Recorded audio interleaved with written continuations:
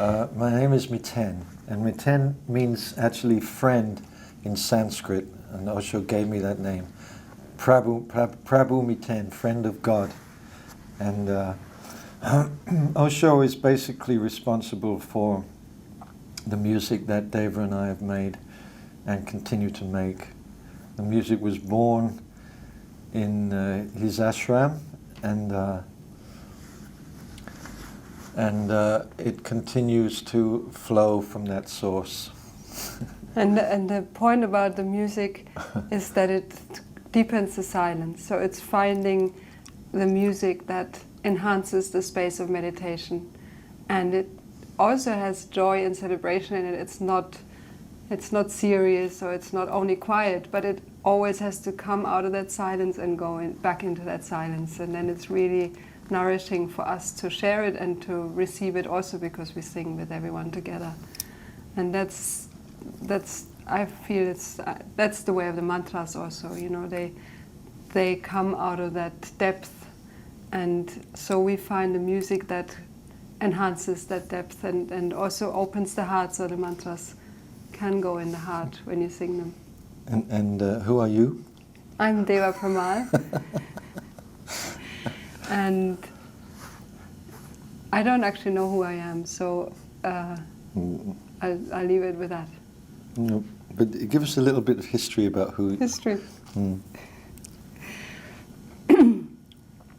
It's interesting because now I'm a singer. I guess if you look at my life from the outside, I guess you would say I'm a singer. And it's still hard for me to feel like I'm a singer. I feel like I'm a facilitator of communities coming together to help create a space where we can sing together, sit in silence together, and feel that connection below the social, not below, like deeper than the social. And through meeting Miten, he made me basically discover my voice. Because I met Miten, he was a musician, I felt, I want to be a musician. If he's one, then I can be with him all the time. If he's one, I can be one. Sure. No, I didn't mean it like that. And anyone can be one if he's. Did you want a comedy show, or did you want like a? That's great. I love the lighthearted interaction. It's wonderful. Yeah. And anyway, it was true. It was true. If I could be a musician, anyone can, and she is. So through Miten, I started singing, and then when the mantras came back into my life, which I say coming back because I'd grown up with them in my childhood. My father was singing them with us as children, and before sleeping as good night, the good night song. So after singing with Miten for 7 years, suddenly they reappeared in my life, the mantras, and that opened my voice in a way that I would have never expected it, and brought another dimension to what we did already before then, which was already sharing music through meditation, through music. How would you say that the kind of music that you do helps people in their healing process? I'm sure you receive a lot of feedback from people who find that your music is very healing to them. What is it that makes it healing? There's many aspects. I mean, first of all, a lot of the music or the songs and chants, they are mantras, they're ancient prayers. So they have this healing power just built in, and that's what I've experienced more and more, that is they're beyond religion, and they're beyond culture, and they're beyond race, and even people who have no idea what they're listening to and have no connection to Sanskrit or to India or to Hinduism, where they come from, profound things happen beyond anyone's expectation. So they're like medicine, they're like, you don't need to know what that headache pill has inside of it for it to work, you have to just take the pill. And again, of course, if you take the pill with the intention of healing yourself, it'll work better, so that's the same thing with the mantras. When we listen to the mantras and we sing, then if we hold the intention in our hearts what they mean and why we sing them, then of course that can even, go so much deeper. And what we love to do is to put beautiful melodies to the mantras. So then you actually love singing them. It's not just a dry practice, which it can become, especially for Western people who are not so used to that reciting and chanting. So the melodies kind of put sugar coating on the pill. It makes you want to take that pill. It makes you want to, that the pill tastes good. So you take the medicine. And Miten songs, they are like, I always see them as like English mantras, because they express that, what the mantras express, but in a way that we can understand it through English words.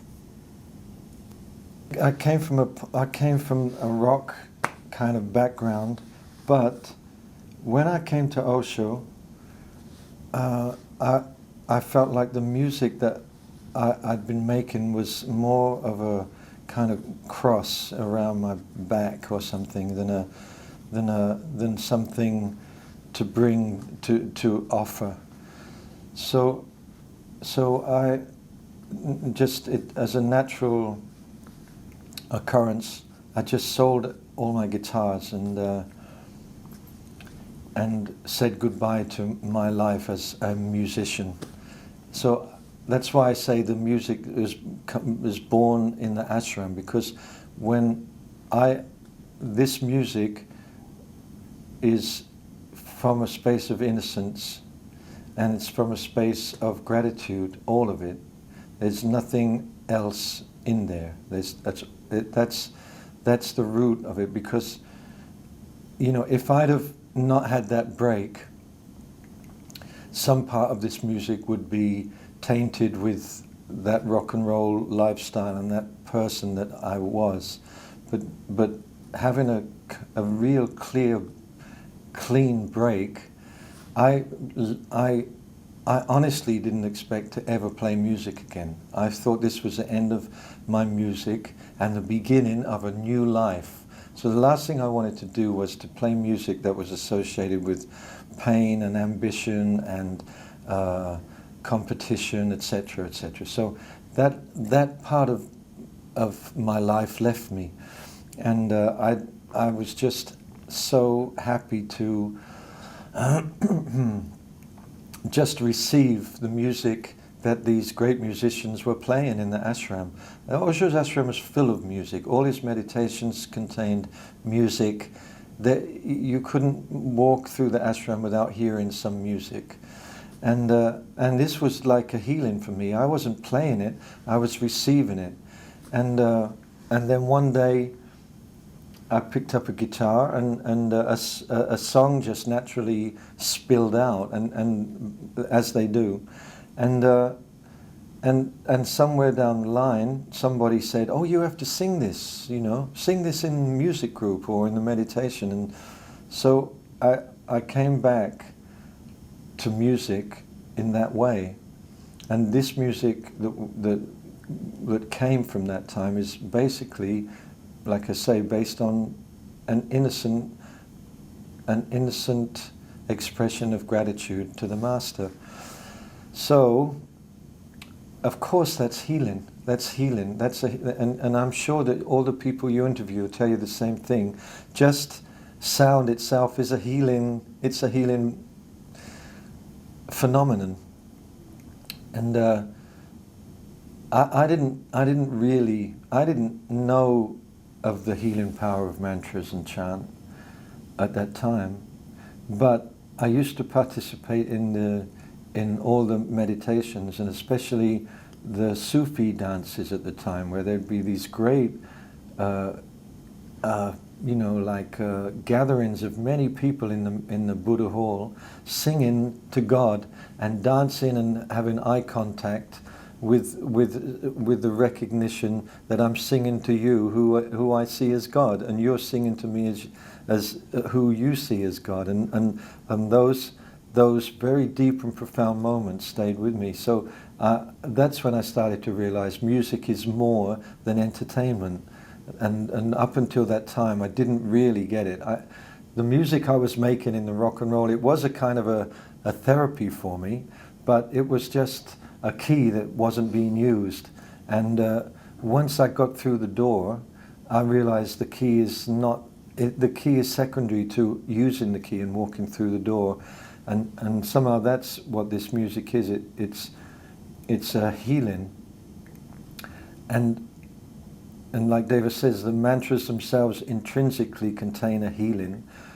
But beyond that, if you open your voice, you open your heart. That's just the way it is, you know.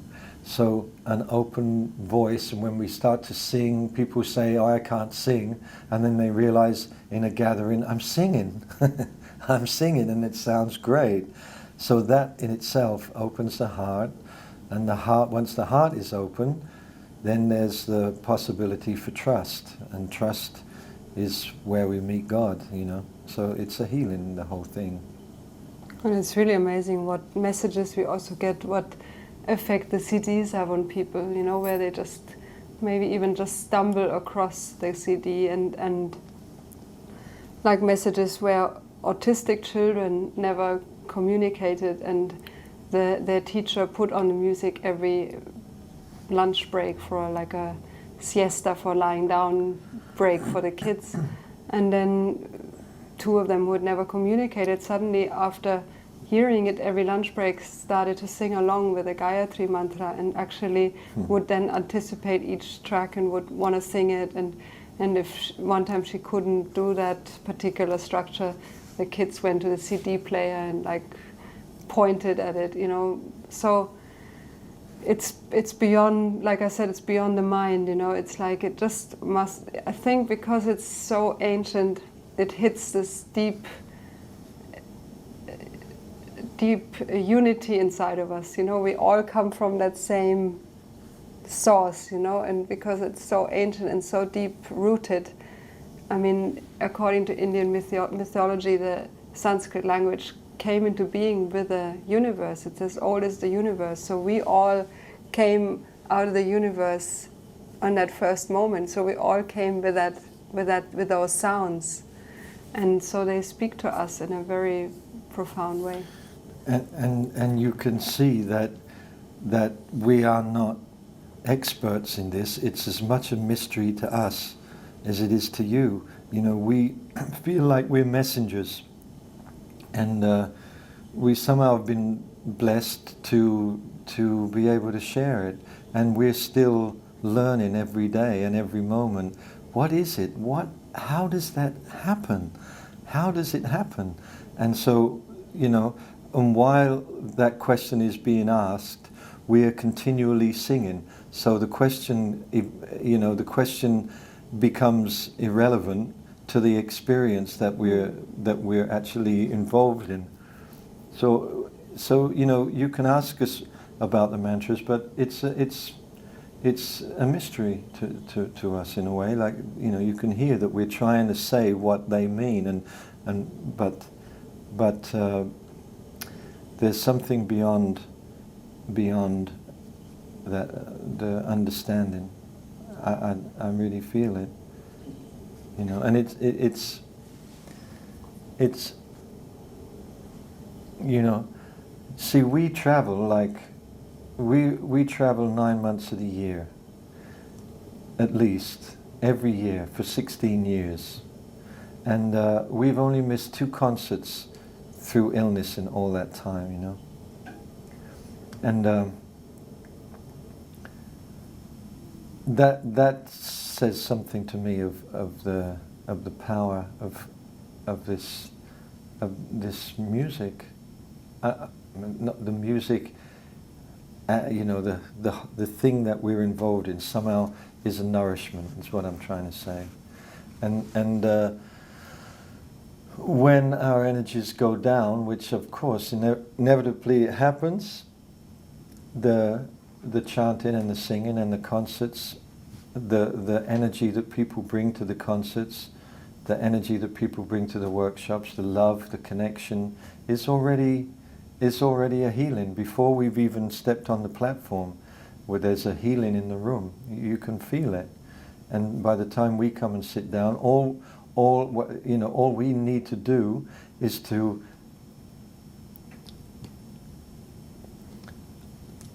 is to get out of the way, get out of God's way, and that's what and then the whole community becomes one, and that's Deva's great gift, that there's no ego in that voice, there's no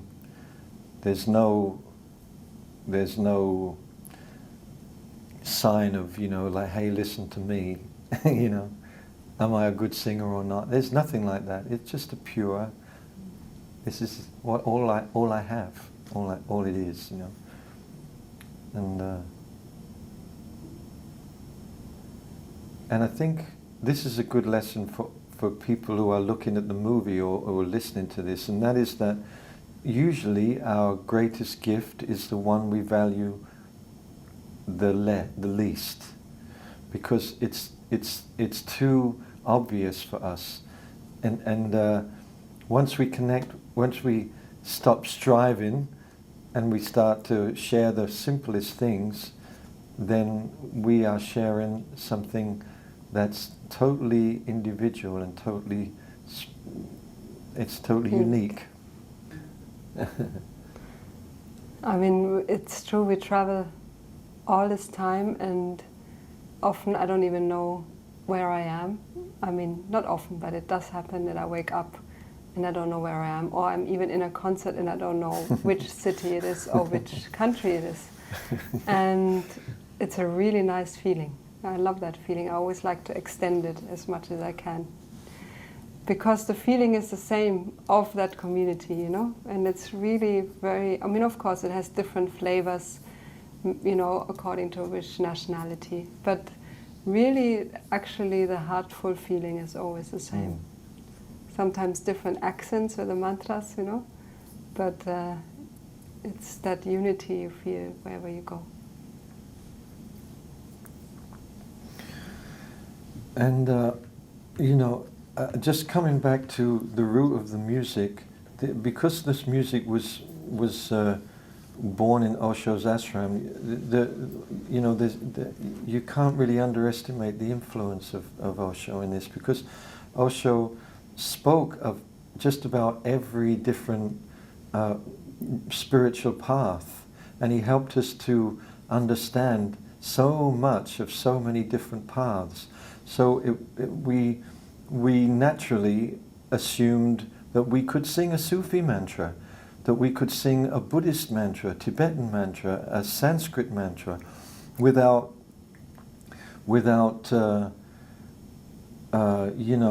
cheapening it. That actually, Osho helped us to look for the source, the root of all these different paths. So when we sing a Sufi mantra, it's not like,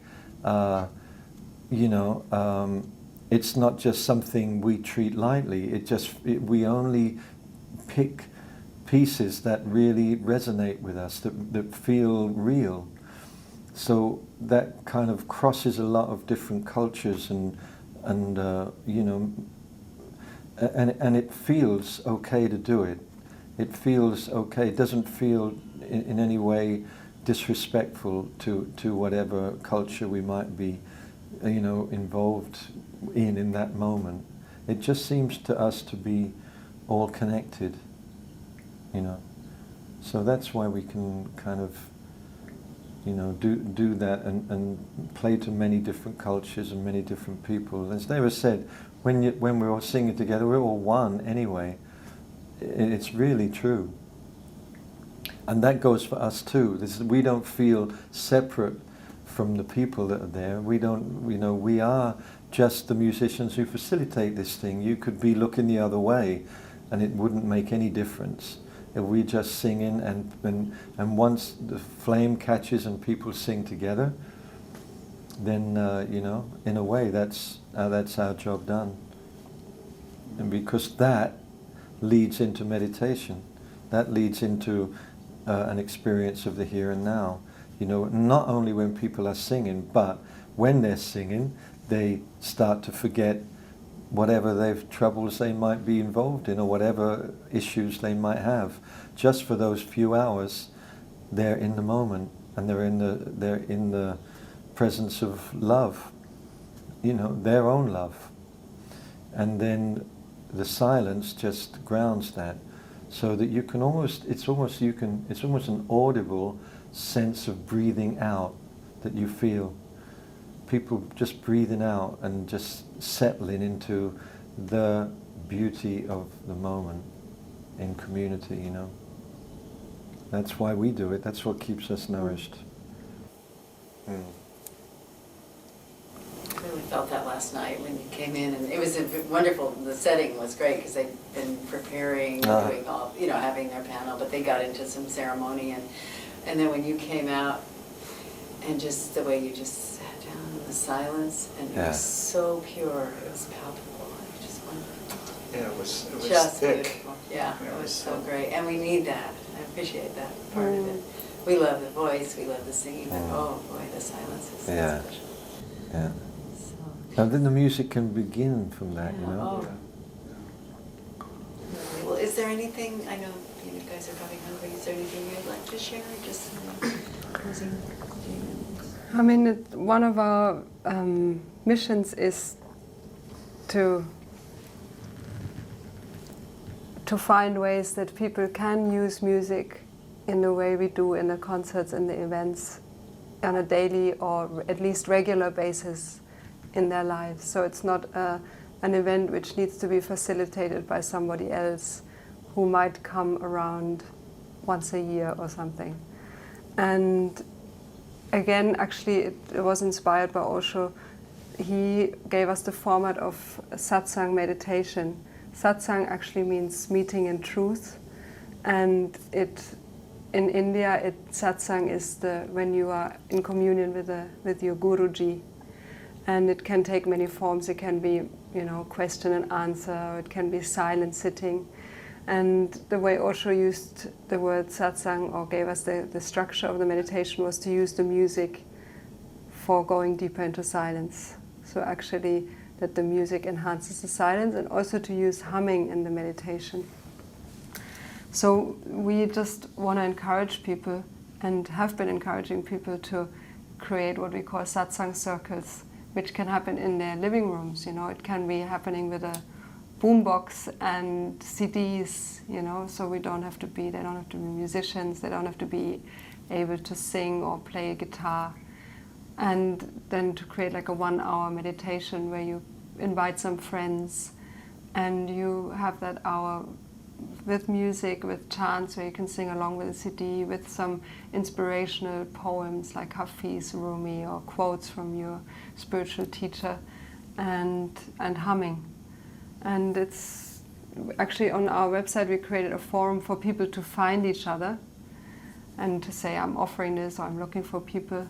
And it's in some places it's really taken off, that they have 30 people each week, and they have to find bigger places, and it's just beautiful to give that space more soil in our daily lives, and that's easy. There's no prerequisite. You don't have to.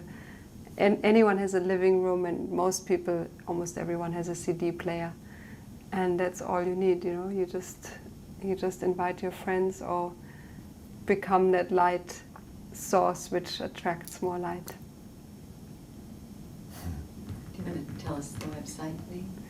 It's just our name, so it's .com. Deva Premal Miten.com. Anything you can think of? It's good, huh? We've said everything we know. We've told you everything we know. Oh, do you want to hum? Show us how would you show somebody to hum? Oh, okay.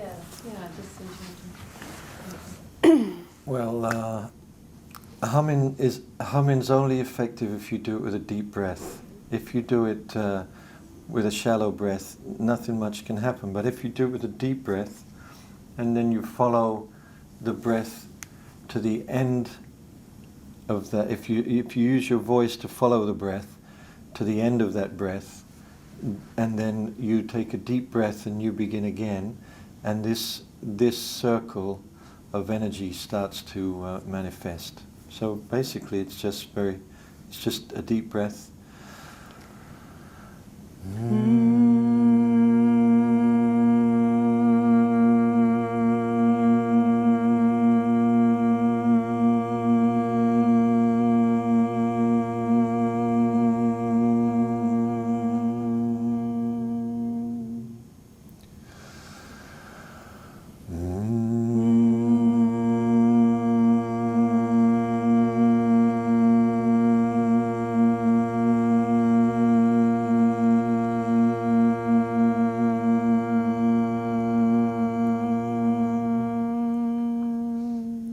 nothing new. It's ancient. It's probably Tibetan, I think, but that closed lips will help your voice resonate in your body.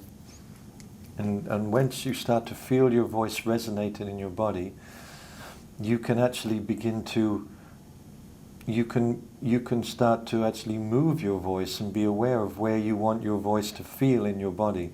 And once you get into that, you can send your voice to every part of your physical body. And and this resonation happens. And if you do that for like 10 minutes, then your energy is definitely renewed and refreshed. I mean, just now these two times my body feels different on the inside, and it's that we can do while we drive or while we take a shower or in the morning just getting out of bed. It's always, this is the power of our voices, and that's available all the time. What about the Om in terms of just make a statement and maybe just a demonstration? I love, what helped me really understand the Om and feel the Om more is to see that it consists out of these three sounds, Aum, A-U-M, Aum. In Sanskrit language, that sound Om is written with three sounds, Aum. And I love that the feeling that the sound A is the sound of the heart, it's a sound that's very big beyond ourselves, beyond our bodies. And so with the A sound we feel that vastness and the divinity and the heart. And then the U is almost like a funnel, bringing that light and the divine into our bodies with the sound. And the sound is the sound like we just described. It's a sound that's very contained in the body and that really vibrates the whole physical, container that we live in. And so the sound grounds that light and the divine on this physical plane or in our bodies. So I feel it's like an invitation for the divine to come in. Would you like to demonstrate? And then we'll let you go eat. Oh. We have to Om for our food. We're going to all together. Let's do it together.